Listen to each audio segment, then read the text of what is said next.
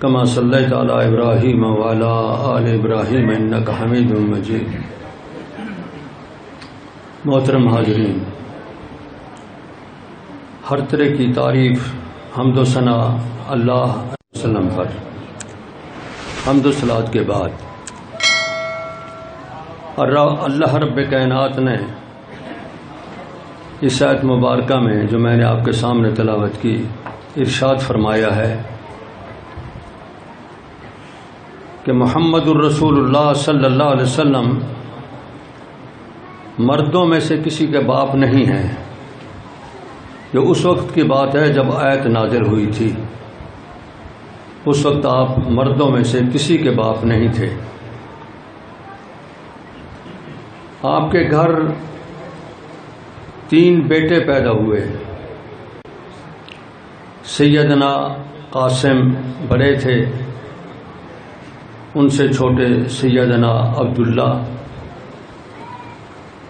اور ان سے چھوٹے سیدنا ابراہیم۔ یہ تینوں بچپن میں فوت ہو گئے تھے۔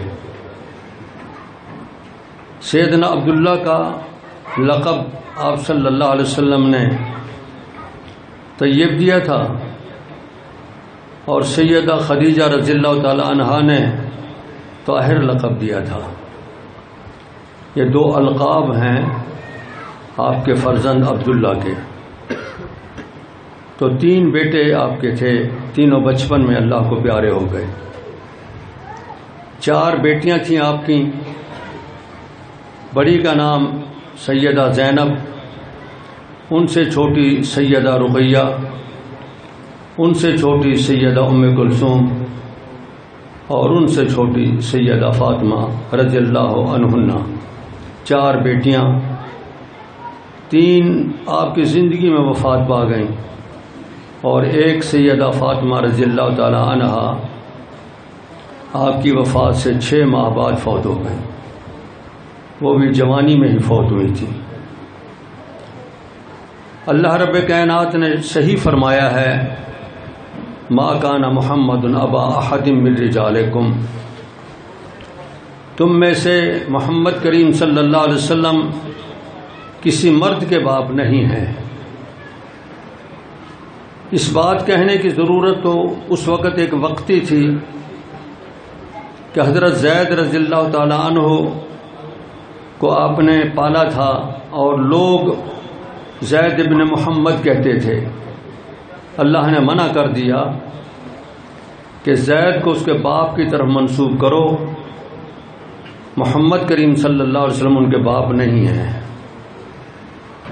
اس ضرورت کے تحت یہ آیت نازل ہوئی تھی، لیکن ساتھ ہی اللہ رب کریم نے 2 اور صفتیں بیان کر دیں اپنے رسول پاک صلی اللہ علیہ وسلم کی۔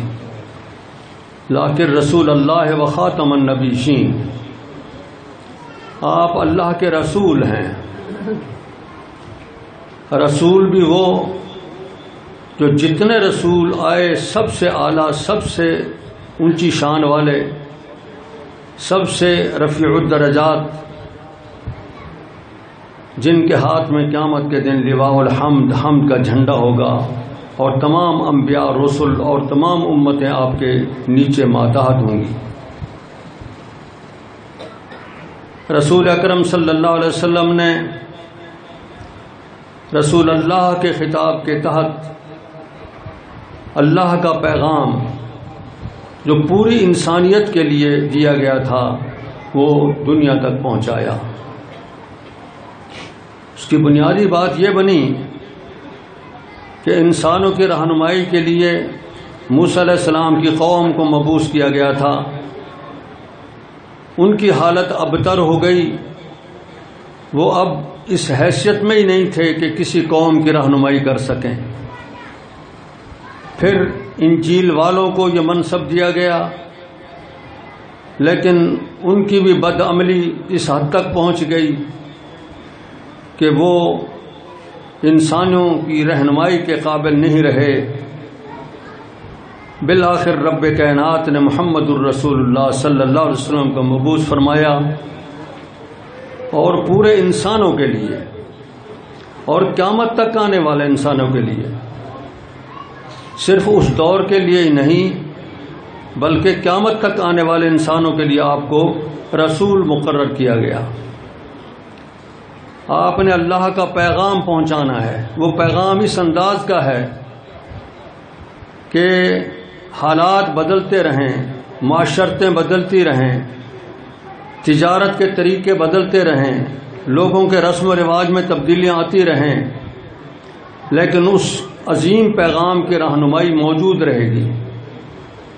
معجزانہ انداز میں اللہ رب کریم نے قرآن مقدس میں آیات نازل فرمائیں، احادیث مبارکہ کے ذریعے رسول اکرم صلی اللہ علیہ وسلم سے جوامع الکلم کہلوائے، جس کا مآل اور نتیجہ اس وقت یہ ہے کہ جس انداز کے بھی حالات انسانوں کے بدل جائیں، جس علاقے اور جس دور کے بھی انسان ہوں، اللہ کے رسول کی ہدایات میں ان کی رہنمائی موجود ہے۔ رسول اکرم صلی اللہ علیہ وسلم نے فرمایا اوتی تو جوامع الکلم، مجھے جامع جملے کہنے کی توفیق دی گئی ہے، استعداد بخشی گئی ہے۔ ایک جملہ بولتے ہیں، ہزاروں مسائل اس سے حل ہوتے ہیں ایک ایک جملے میں۔ المسلمون علی شروطہم لا ضرر ولا ضرار فی الاسلام لا اکراہ فی الدین، اور اس انداز کے ہزاروں جملے رسول اکرم صلی اللہ علیہ وسلم نے ارشاد فرمائے، جو آج انسانوں کی انفرادی، اجتماعی، تجارت، مزارات، مساقات، ایجارات، گھریلو مسائل، ہر طرح کے مسائل میں رہنمائی موجود ہے۔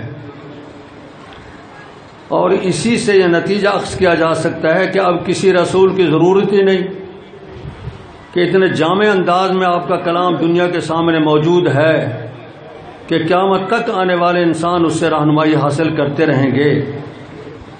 اسی لیے تو رسول اکرم صلی اللہ علیہ وسلم نے فرمایا انا العاقب لا نبی بعدی، میں سب سے پیچھے آیا ہوں، میرے بعد کوئی نبی نہیں ہے۔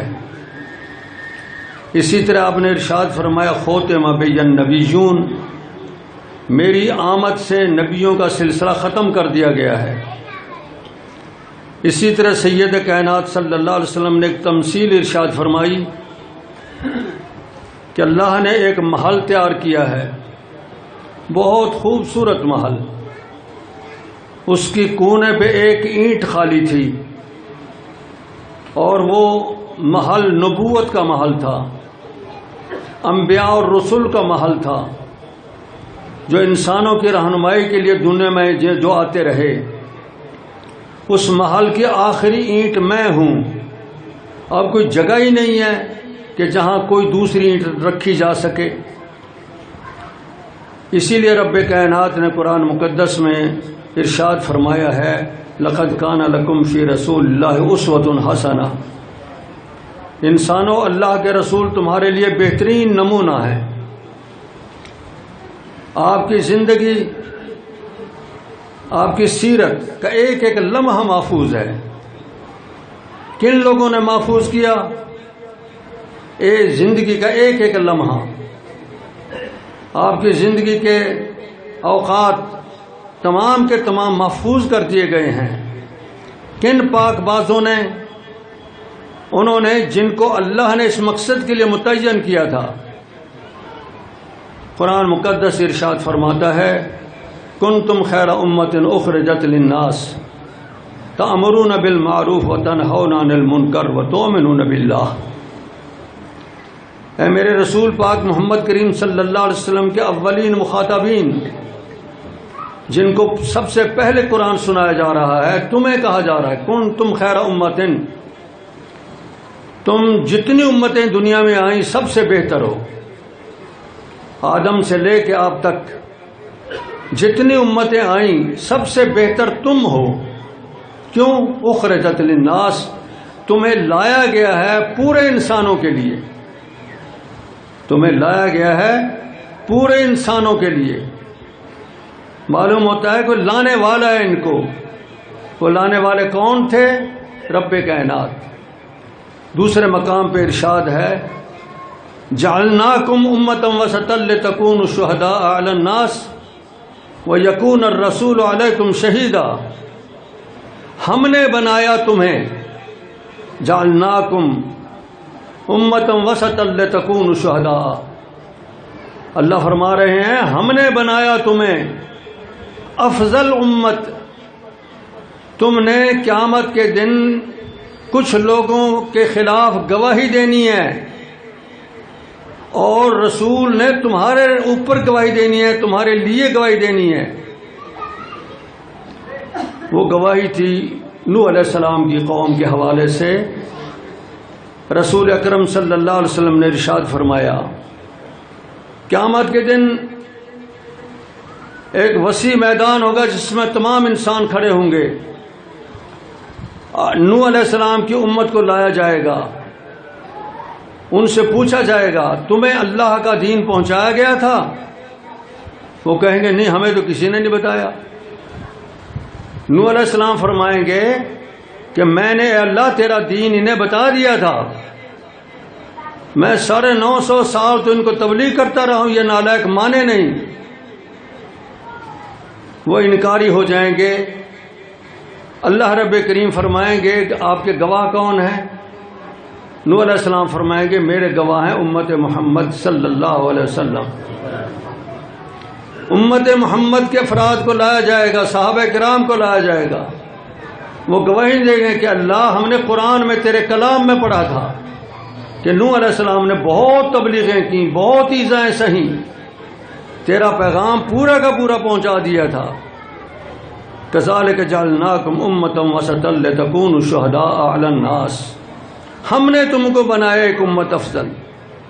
اس مقام پہ فرمایا کنتم خیر امۃ اخرجت للناس، تم امتوں میں سب سے بہترین امت ہو جو انسانوں کی رہنمائی کے لیے لائے گئے ہو. ایک اور حدیث میں آتا ہے رسول اکرم صلی اللہ علیہ وسلم ایک دن مسجد میں تشریف فرما تھے. ایک اعرابی ناواقف گنوار مسجد کے ایک کونے میں آ کے پیشاب کرنے لگ گیا. صحابہ کرام اٹھے ذرا غصے سے کہ اسے روکیں. آپ نے انہیں بٹھا دیا کہ بیٹھ جاؤ. جب وہ فارغ ہوا اس کو بلایا. اس کا اپنا تاثر ہے کہ ما زاجرانی ولا قہرانی ولا سبانی، آپ نے مجھے ڈانٹا نہیں، زجر و توبیخ نہیں کی. آرام کے ساتھ اپنے سامنے بٹھایا اور فرمایا بھائی یہ مسجدیں اس کام کے لیے نہیں ہوتی، یہ آلودگی ہے، پلیدی ہے، اس کے لیے مسجدیں نہیں ہوتی. مسجدیں ہوتی ہیں اللہ کے ذکر کے لیے، مسجدیں ہوتی ہیں قرآن مقدس کی تلاوت کے لیے، مسجدیں ہوتی ہیں نماز پڑھنے کے لیے، اس کام کے لیے نہیں ہوتی. وہ کہتا ہے مجھے بات سمجھ آ گئی اور دل میں بیٹھ گئی. صحابہ کرام سے ایک جملہ فرماتے ہیں، وہ موقع کی مناسبت سے میں آپ کے سامنے لاتا ہوں. میرے ساتھیو تم ذرا غصے سے اٹھ کے اس کو روک رہے تھے، یہ نہیں کرنا تھا تمہیں. انما بعثتم میسرین ولم تبعثوا معسرین. نبوت کے ایک ایک لفظ میں حکمتیں ہوتی ہیں اور نکتے ہوتے ہیں. تمہیں بھیجا گیا ہے آسانی پیدا کرنے کے لیے، نہیں بھیجا گیا مشکلات میں ڈالنے کے لیے. انما بعثتم، تمہیں بھیجا گیا ہے، تمہیں مقرر کیا گیا ہے آسانی پیدا کرنے کے لیے. کس نے مقرر کیا؟ کسی انسان نے مقرر کیا تھا ان کو، کسی بادشاہ نے مقرر کیا تھا ان کو مقرر کیا تھا رب کائنات نے، جس نے اپنے رسول کو مبعوث کیا. امام الانبیاء سید کائنات صلی اللہ علیہ وسلم کو جس نے رسول بنا کے بھیجا، اسی نے صحابہ کرام کی جماعت کو ان کی مصاحبت میں دیا، ان کی دوستی میں دیا، ان کی محبت میں دیا. صحابہ کرام کو بھی اس بات کا احساس تھا. سیدنا عبداللہ ابن مسعود رضی اللہ تعالیٰ عنہ اپنے دوستوں کی محفل میں بیٹھے ہیں. نئے نئے مسلمان تابعین ان کے شاگرد سامنے ہیں. انہیں بتا رہے ہیں کہ میرے عزیز بچوں، میرے عزیز بھائیوں، میں اپنے ساتھی صحابہ کرام کے بارے میں تمہیں کیا بتاؤں؟ اختارہم اللہ لصحبت رسولہ، اب سری لفظ ہے یہ، اختارہم اللہ، چن لیا تھا ان کو اللہ نے اپنے نبی کی دوستی کے لیے، اختارہم اللہ لصحبت رسولہ۔ مجھے آپ سینے پہ ہاتھ رکھ کے ذرا سوچیں، اللہ جن کا انتخاب کرے، سید کائنات صلی اللہ علیہ وسلم جن کی رہنمائی کریں، جن کے استاد ہوں اور شاگردی ان کی اختیار کریں جو، اور کامیاب رہیں صرف 4 آدمی، باقی سارے یوں ہی گئے، کتنی بے انصافی کی بات ہے، کتنی ظالمانہ بات ہے۔ لاکھوں کی تعداد آخری حجۃ الوداع کے موقع پہ سید کائنات صلی اللہ علیہ وسلم کے سامنے کھڑی ہے، 1,24,000 کی عام یعنی اندازہ ہے کہ اس وقت تھے۔ آپ صلی اللہ علیہ وسلم نے انسانی بنیادی حقوق اس موقع پہ ارشاد فرمائے ہیں۔ سیرت النبی کا جلسہ ہے، میرا خیال ہے کہ سید کائنات صلی اللہ علیہ وسلم کے ان آخری مواعظ حسنہ کی چند باتیں آپ کے گوش گزار کروں۔ نعرہ تکبیر! سید کائنات صلی اللہ علیہ وسلم نے حجۃ الوداع کے موقع پہ پہلے تو یہ ارشاد فرمایا، میرے ساتھیو ایک بات سنو، لعلی لا اراکم بعد عامی ھذا، میرے ساتھیو میں اس سال کے بعد تمہیں نہیں دیکھ سکوں گا۔ پہلے تو یہ جملہ فرمایا، اشارہ فرما دیا کہ میرا یہ آخری مقام ہے، آخری حج ہے، اس موقع پہ میں نے اللہ کے پاس چلے جانا ہے۔ اور اذا جاء نصر اللہ والفتح ورأیت الناس يدخلون فی دین اللہ افواجا، یہ صورت اتر چکی تھی، اس میں اشارہ کر دیا گیا تھا کہ آپ کا مشن مکمل ہو چکا، آپ کا پیغام مکمل دیا جا چکا ہے، اب آپ کا آگے چلنے کا وقت ہے، تسبیح تحمید تقدیس تکبیر کثرت سے کریں۔ یہ اشارہ ہو گیا تھا اللہ کے رسول صلی اللہ علیہ وسلم کو، اس لیے آپ نے فرمایا لعلی لا اراکم بعد عامی ھذا۔ اس موقع میں انسانی بنیادی حقوق کا تذکرہ فرماتے ہیں۔ اقوام متحدہ والے خوش ہیں کہ ہم نے انسانیت کے لیے بنیادی حقوق متعین کیے ہیں، میرے رسول پاک صلی اللہ علیہ وسلم وہ ساری باتیں ان سے پہلے فرما چکے ہیں، نعرہ تکبیر! بہت پہلے فرما چکے ہیں۔ انسانی بنیادی حقوق، انسان 3 چیزوں کی ضرورت مند ہے، مال، خون اور عزت۔ یہ 3 چیزیں انسان کی بنیادی حقوق میں آتی ہیں، باقی ساری چیز اس کے اندر ہیں۔ سید کائنات صلی اللہ علیہ وسلم نے اس وقت پہ ارشاد فرمایا، ایھا الناس، لوگو، ان اموالکم و دماءکم و اعراضکم علیکم حرام کحرمت یومکم ھذا فی بلدکم ھذا فی شہرکم ھذا۔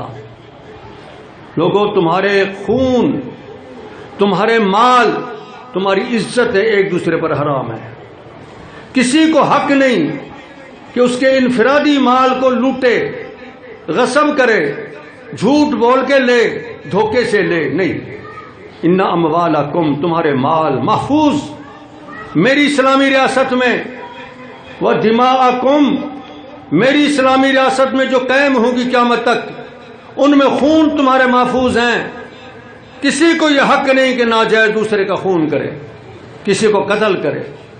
تمام کو تحفظ دیا اسلام نے کہ خون کوئی نہیں کر سکتا دوسرے کا۔ اور اعراضکم، اس سے بڑی بات عزت، آپ کسی کو گالی دے کے بے عزت کریں، کسی کی غیبت کر کے بے عزت کریں، کسی کو گندے اشارے کر کے بے عزت کریں، کسی کی بہن، بہو، بیٹی، ماں کے ساتھ غلط کردار ادا کر کے اس کی بے عزتی کریں، اسلام اس کو حرام قرار دے چکا ہے۔ ان اموالکم، بے شک تمہارے مال، و دماءکم، بے شک تمہارے خون، و اعراضکم، اور تمہاری عزتیں ایک دوسرے پر حرام ہیں۔ ہر فرد جو میری امت کا ہے، مجھے ماننے والا ہے، وہ ایک دوسرے کے مال کی حفاظت کرے، ایک دوسرے کے خون کی حفاظت کرے، ایک دوسرے کی عزت کی حفاظت کرے۔ یہ پہلا پیغام دیا سید کائنات محسن انسانیت محمد الرسول اللہ صلی اللہ علیہ وسلم نے۔ اس کے بعد آپ فرماتے ہیں بھائیو، جہلی زمانے میں قتل کر چکے لوگ ایک دوسرے کا، یہ سارے عرب قبائل میرے سامنے کھڑے ہو تم، وہ سارے خون ایک دوسرے کے ختم، آج کے بعد کوئی کسی کا بدلہ نہیں لے سکے گا۔ پہلا خون جو میں معاف کرتا ہوں وہ حذیل برادری کا خون ہے، جو ہمارے ایک بچے کو انہوں نے قتل کیا تھا، قریش کے ایک بچے کو جو بنی سعدہ میں دودھ پی رہا تھا۔ حذیل کے کچھ آدمی مار گئے قصاص میں کہ قریشیوں نے ہمارا آدمی کبھی مارا تھا، ان کا بچہ ہمارے ہاتھ لگ گیا، اس کو ہم مار دیتے ہیں، یہ تھے ان کے بدلے۔ آپ نے فرمایا اب قریشیوں کی ذمہ داری تھی کہ ان سے بدلہ لیں کہ ہمارے بچے کو کیوں مار گئے۔ میں پورے قریش کو کہتا ہوں تم نے بدلہ نہیں لینا، معاف، عفو کر دیا خون۔ اس لیے عرب قبائل کوئی ایک دوسرے کے خون کا مطالبہ نہیں کریں گے۔ آج کے بعد جس نے خون کیا اس کو اس سے قصاص لیا جائے گا اور اس سے بدلہ لیا جائے گا۔ پہلے والے ختم، آج کے بعد نیا سلسلہ۔ دوسرا پیغام یہ دیا، انسانی بنیادی حقوق کا تحفظ فرما رہے ہیں کہ نہیں فرما رہے؟ ذرا غور فرمائیں آپ۔ سیرت النبی کے جلسے کے حوالے سے میں نے یہ باتیں ضرور کہنی ہیں۔ آگے آپ فرماتے ہیں اول ربن اضعہ ربا عمی عباس، سودی کاروبار حرام ہے، میری اسلامی ریاست میں سود حرام۔ کتنا حرام؟ لعن رسول اللہ صلی اللہ علیہ وسلم آکل الربا وموکلہ وشاہدہ وکاتبہ، سید کائنات صلی اللہ علیہ وسلم نے لعنت فرمائی سود کھانے والے، کھلانے والے، گواہ پر، لکھنے والے، کلرک پر، جو وہاں لکھ کے کلرکی کرتا ہے اور تنخواہیں لیتا ہے، لاکھ لاکھ 2-2 لاکھ روپیہ مینیجر بن کے بیٹھتا ہے بینکوں پہ، سب پہ اللہ کے رسول کی لعنت ہے۔ لعن رسول اللہ صلی اللہ علیہ وسلم، اللہ کے رسول کی لعنت پھٹکار ہے، کھانے والے پر، کھلانے والے پر، گواہ پر اور لکھنے والے پر۔ قرآن مقدس تو اس حد تک فرماتا ہے کہ سودی کاروبار چھوڑ دو۔ اگر کسی نے سودی کاروبار نہ چھوڑا تو اس کی اللہ اور اس کے رسول کے ساتھ جنگ ہے۔ بھلا اللہ اور اس کے رسول کے ساتھ کوئی جنگ کر سکتا ہے؟ پاکستان اسلام کے لیے، اسلامی نظریے کے لیے بنا تھا۔ کافر سود کھاتے رہے، ان کو ڈھیل مل جائے گی، لیکن پاکستان اسلامی نظریے پہ قائم ہوا ہے، ان کو سود کی ڈھیل نہیں ملے گی۔ آپ کی معیشت اسی طرح تباہ رہے گی جب تک سود ختم نہیں کرو گے، یاد رکھنا میری بات۔ اب تک آپ کی معیشت تباہ ہے، نہیں سنبھل پائی اور آئندہ بھی نہیں سنبھلے گی، کبھی بھی نہیں سنبھلے گی جب تک اپنے بینک کاری نظام کو مزاربت اور مشارکت کے اصول پر نہیں چلاؤ گے، سود کو ختم جب تک نہیں کرو گے۔ اللہ اور اس کے رسول کی جنگ ملک کی سطح پہ کر رہے ہیں اور پھر ہم کہیں جی ہماری معیشت بہتر ہو جائے گی۔ لا ممکن، یہ خیال است و محال است و جنو، یہ محض خیال آپ لوگوں کا، کبھی آپ کی معیشت درست نہیں ہوگی۔ یہ جملہ معترضہ تھا، سید کائنات صلی اللہ علیہ وسلم نے فرمایا پہلا سود جسے میں معاف کرتا ہوں میرے چچا عباس کا سود ہے۔ میرے چچا عباس جہلی زمانے میں، پہلے زمانے میں سودی کاروبار کرتے رہے، بہت سے لوگوں سے مال لینا ہے سود کا، میں بحیثیت بھتیجے کے معاف کرتا ہوں۔ اور عرب قبائل کا رواج تھا کہ قوم کا ایک فرد اگر معاف کر دے پوری برادری معاف کرتی تھی۔ میں ایک مثال دیتا ہوں، فتح مکے کے موقع پہ سیدہ ام ہانی، سیدنا علی رضی اللہ تعالیٰ عنہ کی ہمشیرہ، جناب ابو طالب کی بیٹی، تیزی سے آئی رسول اکرم صلی اللہ علیہ وسلم کی خدمت میں۔ آپ نے فرمایا کون ہے؟ عرض کی میں آپ کی بہن ام ہانی ہوں۔ فرمایا مرحبا بہن جی، مرحبا، خوش آمدید۔ آپ اس وقت نماز پڑھ رہے تھے ضحیٰ کی۔ فرمایا کس طرح بی بی؟ کہنے لگی جی میرا ایک کام ہے ضروری، میں نے اپنے دیوروں کو اور اپنے جیٹھ، یعنی خاوند سے جو بڑے اور چھوٹے ہیں، دیور اور جیٹھ، ان کو میں نے تحفظ دے دیا، امان دے دی ہے. میں عورت ذات ہوں، میں نے امان دے دی ہے کہ میں مسلمانوں سے تمہیں محفوظ کرتی ہوں، تمہیں کوئی کچھ نہیں کہے گا. لیکن میرا بھائی علی کہتا ہے یہ کافر تھے، لڑتے رہے ہمارے خلاف، میں قتل کرتا ہوں ان کو. میرا بھائی علی نہیں مان رہے. رسول اکرم صلی اللہ علیہ وسلم فرمایا اجرنا من اجرت یا ام ہانی، ام ہانی جس کو تو نے پناہ دے دی ہم سارے پناہ دیتے. تیرا بھائی اسے کچھ نہیں کہے گا. سیدنا علی کو پیغام پہنچ گیا، چھوڑ دیا، کچھ نہیں کہا.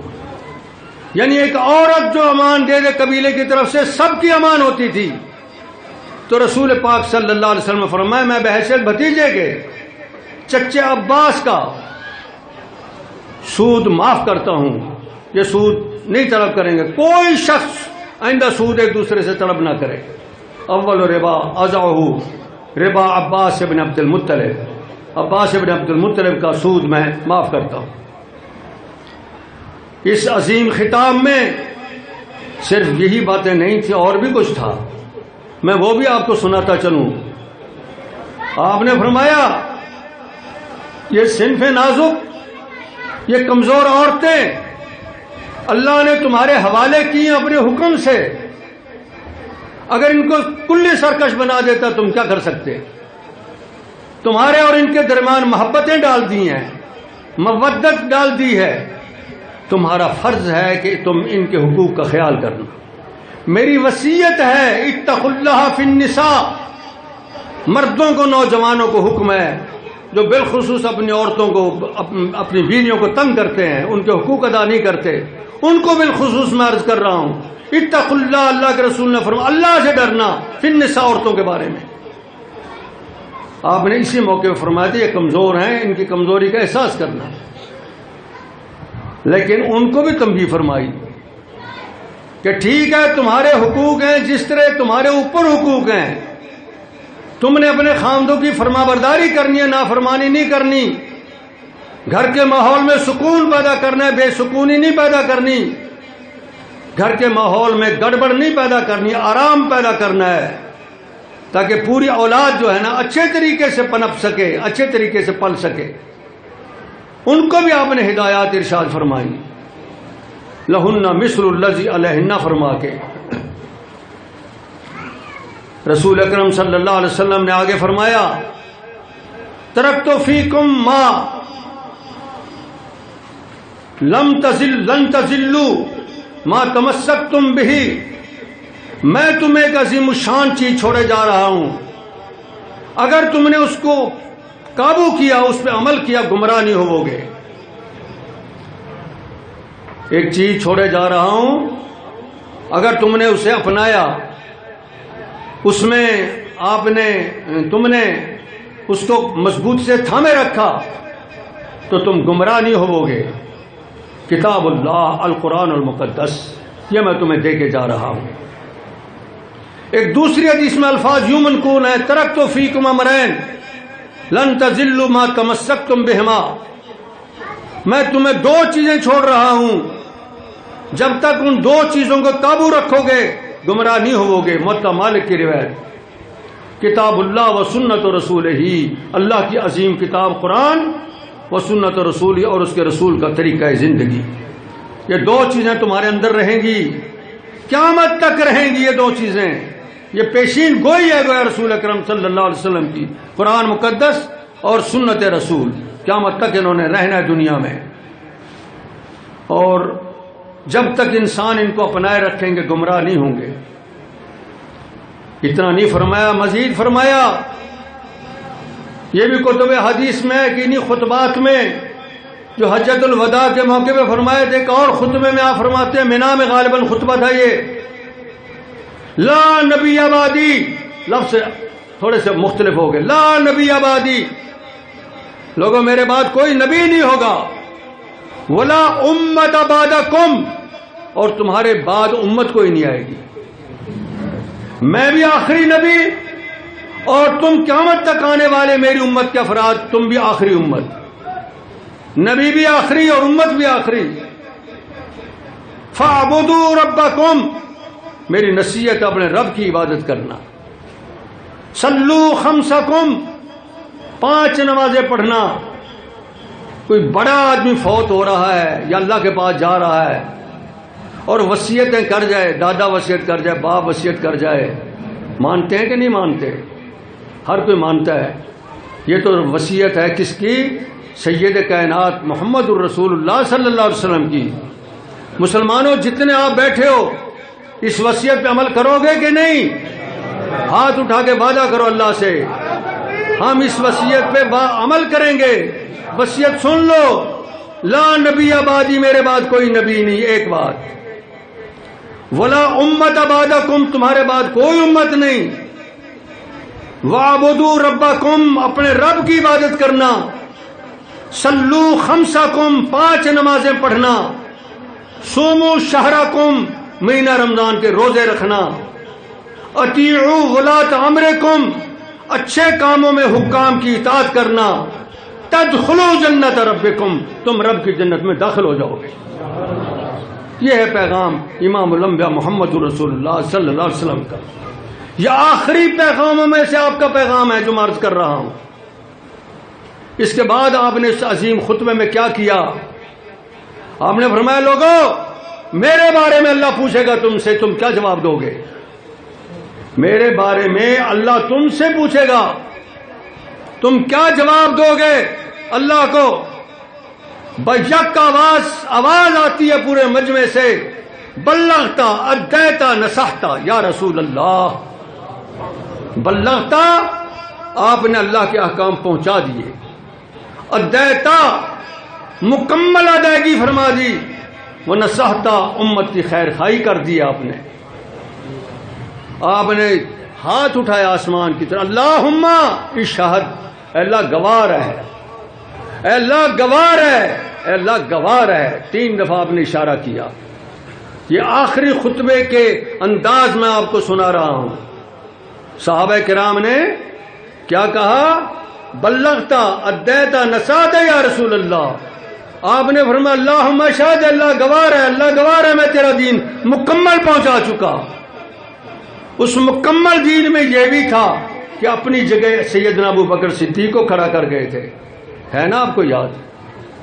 یہ بھی تھا اس میں، اور بھی بہت سی باتیں ہیں، وقت تھوڑا ہے، تو یہ پیغام لازمی ہے جو میں نے آپ کو دینا ہے آپ کو، کہ آپ نے جو پیغام دیا تھا ان میں یہ پیغام بنیادی ہے کہ اپنی جگہ سیدنا ابو بکر کو کھڑا کر گئے تھے۔ اللہ مشہد، اللہ کو گواہ بنایا اس بات پہ۔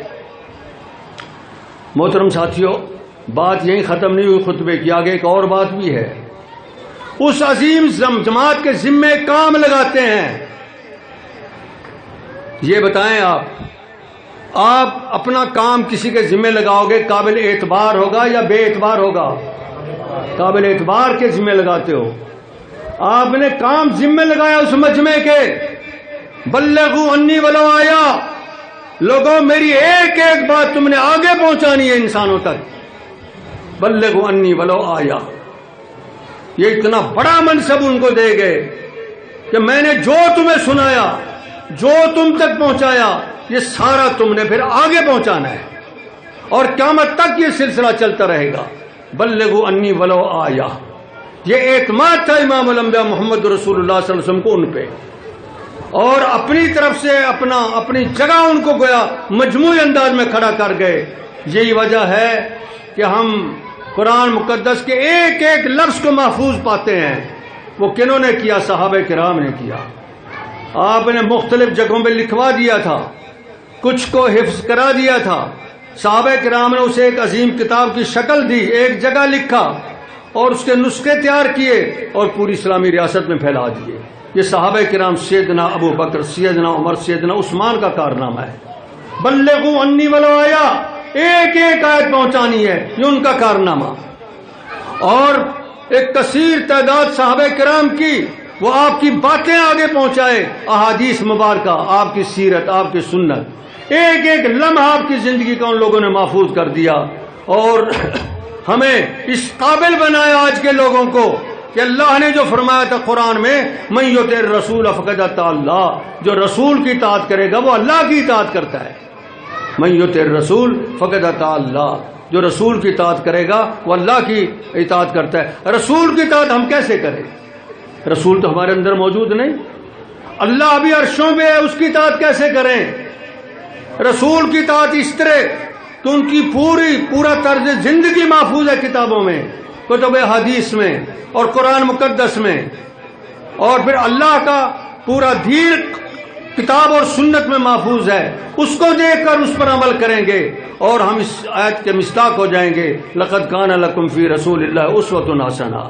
محترم ساتھیو، اللہ نے فرمایا تنبیہ کے طور پہ وَلْيَحْذَرِ الَّذِينَ يُخَالِفُونَ عَنْ أَمْرِهِ أَن تُصِيبَهُمْ فِتْنَةٌ أَوْ يُصِيبَهُمْ عَذَابٌ أَلِيمٌ۔ اور ڈرے لوگوں جو اللہ اور اس کے رسول کی خلاف ورزی کرتے ہو، کہیں عذاب علیم اور فتنوں میں مبتلا نہ ہو جاؤ۔ اللہ نے فرمایا مَن يُشَاقِقِ الرَّسُولَ مِن بَعْدِ مَا تَبَيَّنَ لَهُ الْهُدَىٰ وَيَتَّبِعْ غَيْرَ سَبِيلِ الْمُؤْمِنِينَ نُوَلِّهِ مَا تَوَلَّىٰ وَنُصْلِهِ جَهَنَّمَ وَسَاءَتْ مَصِيرًا۔ جو اللہ کے رسول کی مخالفت کرتا ہے اس کے بعد کہ اس کو اللہ کا دین معلوم ہو چکا، اس کے بعد مخالفت کرتا ہے، پھر دفع ہو جدھر جاتا ہے جائے، اور ہم اس کو جہنم رسید کریں گے۔ بہت برا مقام ہے۔ اللہ رب کریم سے دعا کریں اللہ حکم حاکمین ہمیں سیدھے راستے پہ چلنے کی توفیق دے، اپنے رسول پاک صلی اللہ علیہ وسلم کی اطاعت کی توفیق دے، صحابہ کرام کی محبت پہ ہماری زندگی گزرے اور موت آئے۔ وآخر دعوایا ان الحمد للہ رب العالمین۔ صحابہ کرام بھوکے پیاسے جنگیں لڑا